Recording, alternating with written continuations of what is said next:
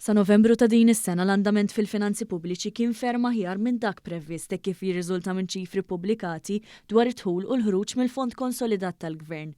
Irrapportat dwar dan il-Gazzetta Kulħadd fl-aħħar ħarġa tagħha fejn innotat ukoll li sax-xahar li għadda id-deficit ta' pajjiżna kien kważi nofs dak osservat tul is-sena ta' qabel hekk kif laħaq 347 miljun euro.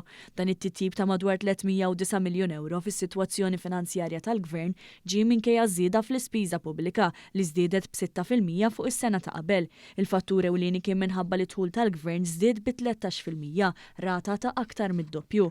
Fost iż-żidiet ewlenin kien hemm it-titjib ta' 382 miljun euro fi dħul mit-taxxa ta' dħul, jiġifieri l-income tax li kienet 21% aktar mill-2022 u titjib ieħor ta' 94 miljun euro mid-dwana u mill-liċenzji li riżulta bżieda ta' 17% fuq is-sena ta' qabel.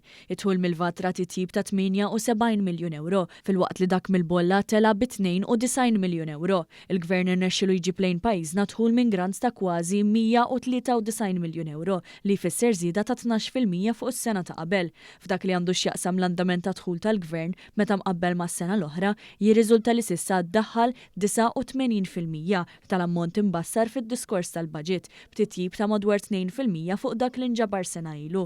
Dan minkejja li l-ispiża komplet tiżdied għalkemm brata inqas minn dik antiċipata fid-diskors tal-baġit.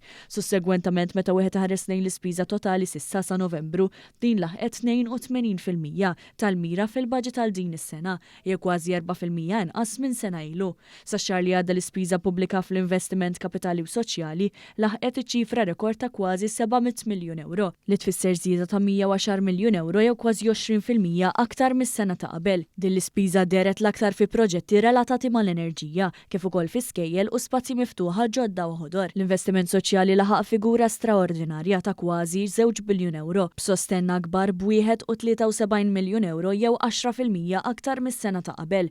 Fis-settur tas-saħħa pubblika l-investiment tal-Gvern tela għal ammont rekord ta' kważi 870 miljun euro, waqt li l-edukazzjoni rat injezzjoni ta' 722 miljun euro.